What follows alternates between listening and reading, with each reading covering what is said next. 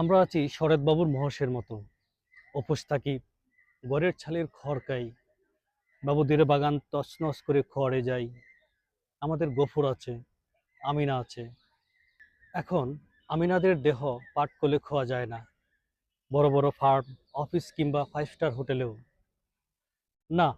আমার চাকরি হয়নি, রোজকার মতো ব্যাংক ড্রাফট সমেত দরখাস্ত লিখছি, আর মামা খালুহীন ভাইবা নাটকে বরখাস্ত হচ্ছি। পাড়ার অনিলের দোকানের বিখ্যাত পানসে চা আর পাতার বেরি টেনে সময়ের জাবর কাটি। শালা অনিলটাও না ফালতু হয়ে গেছে, জানিস। চাই একটু চিনি দুধ চাইলে বলে কিনা, আগে মালপানি ছাড়ুন দাদা, বাকি আর কত দেব। তুই বল, এই বয়সে মার আঁচল কেটে আর কত বের করা যায়।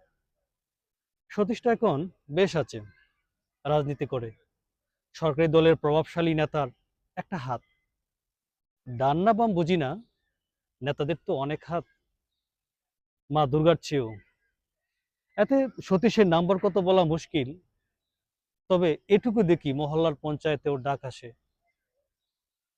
নিউ মার্কেটে এপাশ ওপাশ করলেই ফাঁকা ব্যক্তি স্বাস্থ্যবান হয়ে ওঠে জৌলুসে। বুড়ো হাবড়াগুলো নমস্কার জানায় মাথা নুয়ে। কঞ্জুস অনিলটাও একটা 555 দড়িয়ে দিয়ে কেবলা হেসে বলে, দাদা কড়া করে 1 কাপ চা দিই। কাপ আর চামচের টুংটাং শব্দ ঢেউ তুলে চা সমুদ্রে। ধুমায়িত গরম চা খেতে খেতে সতীশ বঙ্কিম টুটে আমাকে বলে, কিরে, এবার একটু সাবলক হ। ওইসব তো এখন 5-6 এর ছেলেরা টানে, টিফিনের পয়সা বাঁচিয়ে। পাথার বড়ির সাথে সাবলকের কি সম্পর্ক আমি জানি না, সতীশরা এখন আমাদের এই ভাষায় কথা বলে।